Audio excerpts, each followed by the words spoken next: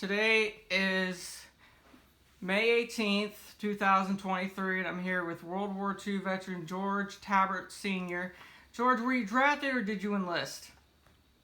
I tried to join the Air Force, and they weren't taking any applications at the time, so I decided to wait until I was drafted. And I was drafted into the Army on my 9th birthday. And, 9th. that was 19th? No, I wasn't. I was went overseas on the 9th on my birthday, but that was when I was 20 years old. And where'd you go for training?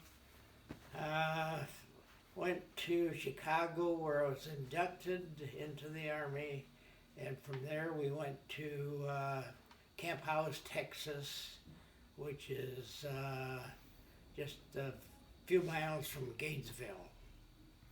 How long did you do training there? Trained there for about 3 months, and then I was sent to mechanic school at Fort Sill, Oklahoma. And we had a course that it was a 6-month course that we had to complete in 3 months, which we did. So after that, I rejoined my unit, and they had already dispersed some of the personnel because they had the Battle of the Bulge and lost a lot of the veterans over there, and so they had to replace them, and so our division was split up, but because I went to school and had the training for mechanics, I stayed back and trained other mechanics. Okay. And after that, we had, let's see, some more training and of the new recruits that came in, and that we were in training for quite a while, and then we start to train for Pacific duty. What year was this? That was in 1944, 43 and 44. Okay. And we were out in California for 3 months training, and in the Pacific, and we had these what they call amphibious ducks, and we were training with them to take them and load them on these I forget what they call them, but anyhow, it had a ramp up into the back. LSTs? And Were they LSTs? probably, yeah. And we trained, going up in there several times, and with the ocean kind of bulky or kind of wavy, they had, and with the current, going, and if you didn't hit that ramp just right, why, you'd flip over. We had, during the time that I trained there, we had 2 of them that flipped over, but I made it several times in it, and I had no problem. And let's see,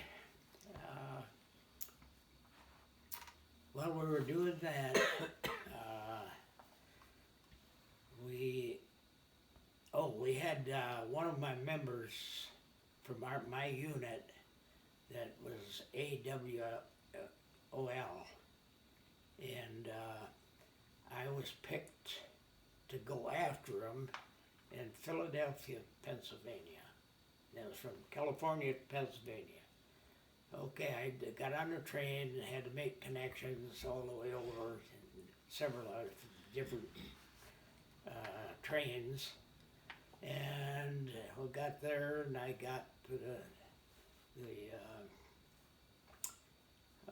soldier that was AWOL, and His last name was Baptist. So I got him back, and as I got back to California with him, it took 3 days to get back to California. And as we got back, why, the unit was preparing to ship back to the East Coast, and we were scheduled to go overseas to replace some more units. So we did make it just in time. I got back with the Baptists, and we boarded a ship going to Europe. It was on February 9th, on my birthday, 1923. No, see, I'm not sure. But it was, I think it was on my 20th birthday, yeah. And took us 13 days to go to Europe, and on the way over, while I was in a convoy with a lot of ships, and it was so rough that you could see ships, it looked like they were going down underneath the waves. Did you ever get seasick? And I got so seasick, I couldn't eat for 13 meals. And the only thing I lived on was a little orange juice. But after that, I come out of it, and I was okay. But we landed in Le Havre, France. It was 13 days later, and immediately we got on troop ship, or troop, it was a motorcade anyway. And we traveled into Germany, and our first battle was on the Battle of the Rhine, and that was lasted several days. And engineers, they built bridges across the river so that we could maneuver across okay. Can you tell me about your first day of combat? Yeah, that was the first day, and of course I was in field artillery, so I was in the back echelon.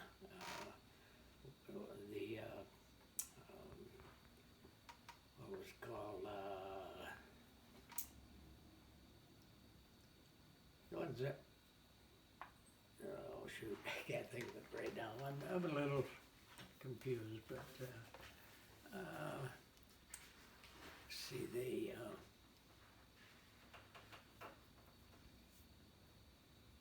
anyhow, we were in the field artillery, which was behind the infantry. Which regiment and company? That was with 331st Field Artillery Battalion, 86th Infantry Division. Do you remember your company? Service company. Okay. And I was in the service part in dispatch some of the vehicles. And we went through quite a bit going through Germany. I don't remember how many days it was. Let's see here. Somewhere.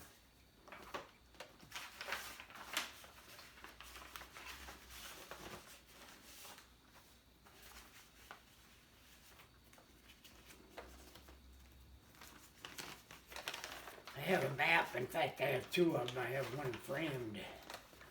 And we had, this is what it was. We departed Boston Port February 19th, 1945, and we arrived in Le Havre, France, March 3rd, 1945. Then departed Le Havre area March 14th. And then our first battle was Battle of the Rhine, March 6th to April 4th. Then the Battle of the Ruhr, that was April 7th to April 16th, 1945. In Bavaria, in Austria, April 11th to May 8th, 1945. And on May 8th,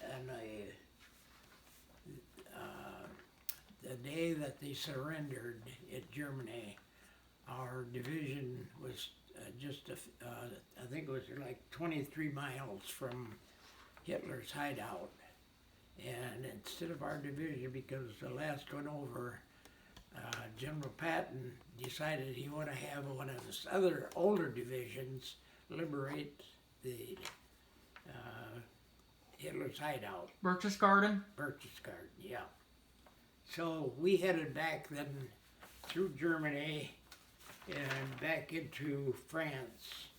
And then we were scheduled to go back, 1st Division, overseas, or back to the United States. And during that time, our division took German prisoners captured 53,354. And German territory conquered was 220 miles. Rivers forced was a big Ultramule, Iser, Danube, the Middle Iser, and in Salzach. So then the epilogue, we departed Germany on May 10th, 1945, and departed Le Havre June 7th, 1945, arrived in New York June 17th, 1945. So, but before we came back to the seas, we had a few days leave, furlough. We went to Paris, spent a few days there, so got to see quite a few things. Do you remember any certain times in battle that caught your eye the most? Oh yes, there were several times we come into. In fact, one time we came into one of the little villages, and the Germans just surrendered. They threw down their arms, and I don't remember how many surrendered, but there was a lot. And when they went in there, where they missed the place where they were supposed to turn off, and they went into this village instead. That was one of the experiences. Then the other was of all the destruction. It just seemed like all the buildings were just flattened and hardly anything left. And a couple of days we got into where even some of they didn't pick up the German soldiers that were killed. They were still in the streets. So that was quite a remembrance. Did you liberate any concentration camps or work camps? No, we were close to it, but we didn't evacuate any. No, not that I can recall. But I was doing some reading on the 86. It said they liberated the Aptidorn concentration or work camp. That's one of the camps. Yeah. Let's see. From there, got back to the States. Our division was the first one to come back, and they had quite a celebration in New York Harbor, and all these ships, having water shooting all over. Had a 30-day leave. On 30 days that I had leave, I got married to my wife, Evelyn, and spent several days together, and then went back to our unit. We were shipped back to Texas, to our original camp. We were there for just a short while, and we were transported back into California for more. No, we were scheduled to aboard ship in California then. But on the day that we were boarding the ship, they dropped the first A-bomb. When they we were still boarding ship, I guess, when they dropped the second A-bomb, and then we were, instead of going to Japan, we were diverted to the Philippine Islands for cleanup. That was for 6 months, and we got, or I was scheduled to come back to the States on, to be released from our army anyway.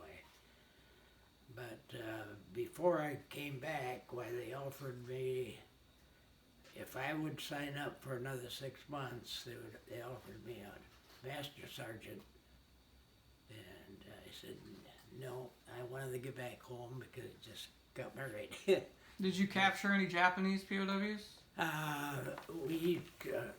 We didn't capture too many of them because most of them, the ones that we did capture, they came out at night from the caves, and during the day when I didn't have to go, but infantry, they went and in the mountains, the caves, and just threw grenades in them.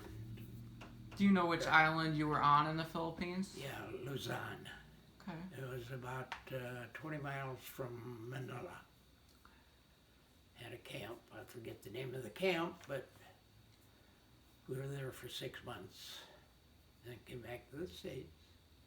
Did you ever collect any like souvenirs? I did collect a lot of souvenirs when I was in Germany and picked them up, and I also purchased some of them that people there would sell, you know. Mm-hmm. Like what did you capture or one of the items, I still have it. It's a accordion, and it's in excellent shape yet. Really? I give it to my father because he played accordion, but then I got it back. And I brought back one rifle, 8mm, and I had 3 handguns that I found and brought back, but I sold all of them, so.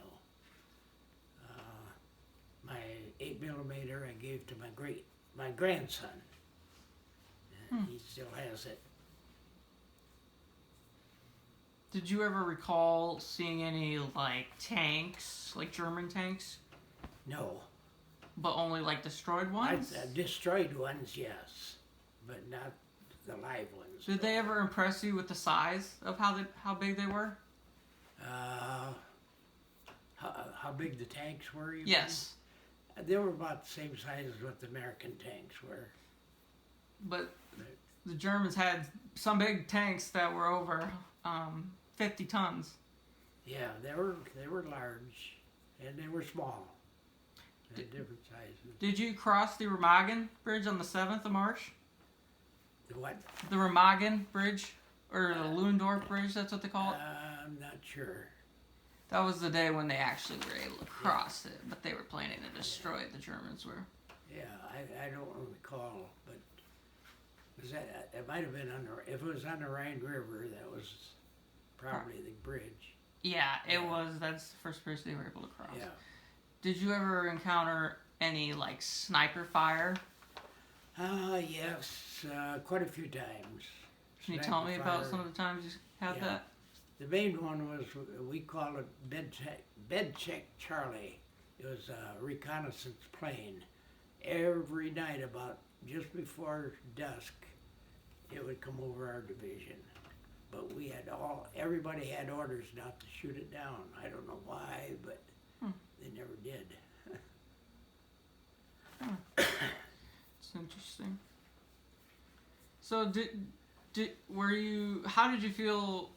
Did you feel like you were scared if they actually did go with the invasion of Japan? Oh yes, yeah, we were pretty fearful of it. Because So we figured, you know, if we were the first ones over there, why, we wouldn't come back.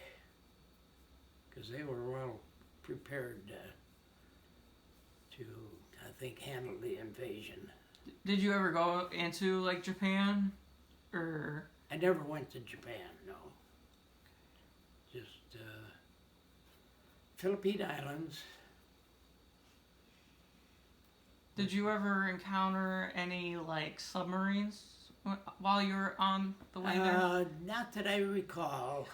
When our division went over with a convoy, they zigzagged all the time. Right. And I don't believe that any of the units were hit at all.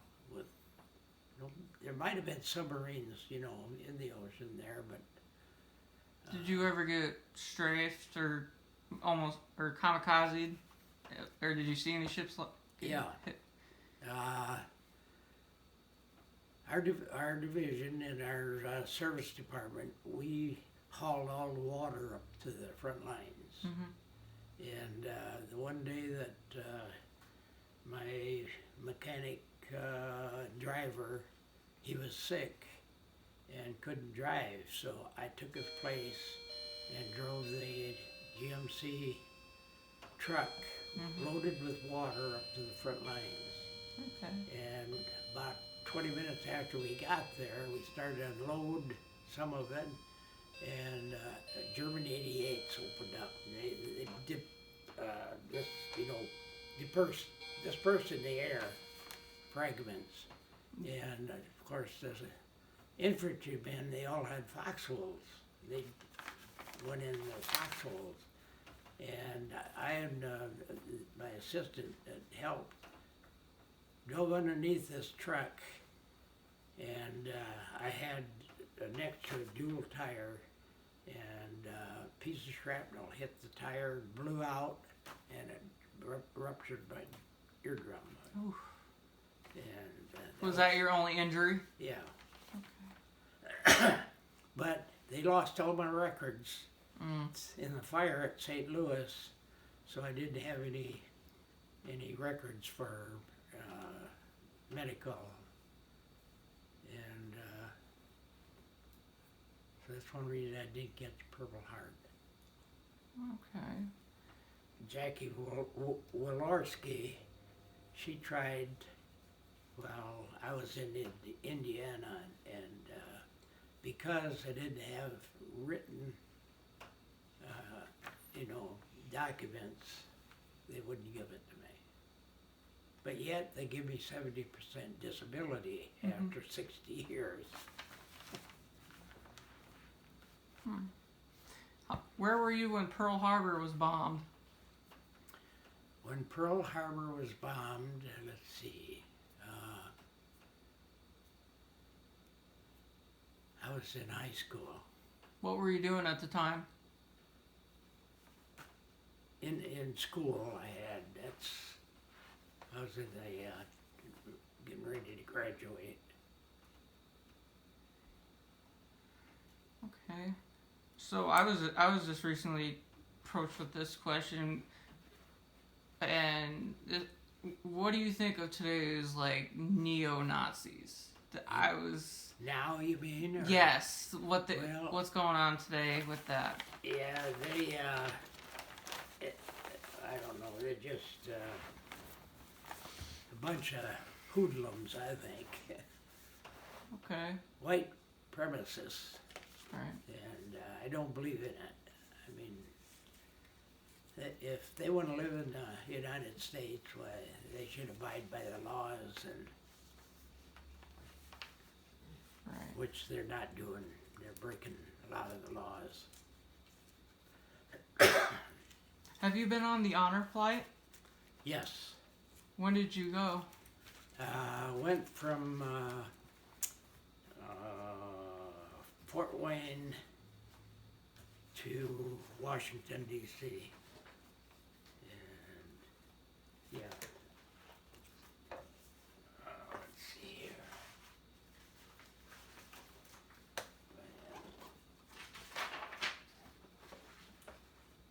Yep, this is a book that I got on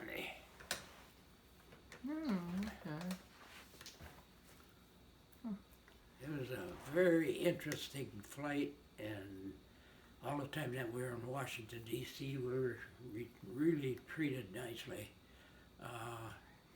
We went, had a police escort, took us all through and around the Washington, D.C., and I saw all the monuments,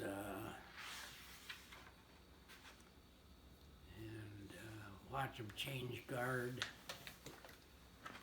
at the memorial. Interesting. Did you ever lose any friends in battle? Yes, we did. How many did you lose? I think there was 4 of them, and not in my service battery, but in one of the other three. Let's see, 1, 2. Yeah, I think it was in. I can't think of the name of it. Yeah, I'm pretty sure there was 4 of them that were killed. I was in the field artillery, but there was quite a few of them in infantry that. How big of a shell did? Well, how big were the guns? The guns were 105s and what is it? 255 millimeter. Wow. Well, I don't think I have any questions. Thank you, George, for sitting down and letting me interview you. Okay.